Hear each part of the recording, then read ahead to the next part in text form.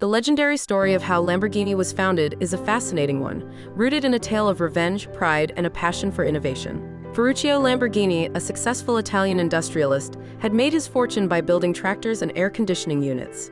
He was also a car enthusiast and owned several high-performance vehicles, including Ferraris. One day, he visited the Ferrari factory to complain about the poor quality of the clutch in his Ferrari 250 GT. Enzo Ferrari, the founder of Ferrari, dismissed Lamborghini's concerns, telling him that he didn't know how to drive a sports car properly.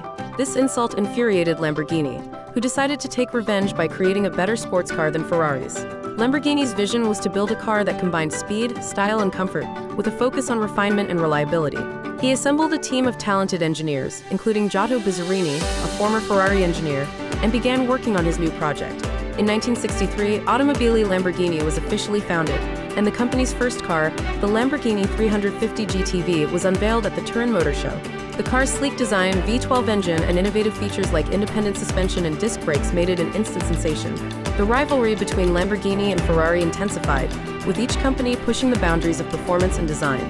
The Lamborghini Miura, introduced in 1966, became an iconic supercar with its stunning looks and groundbreaking pop-up headlights.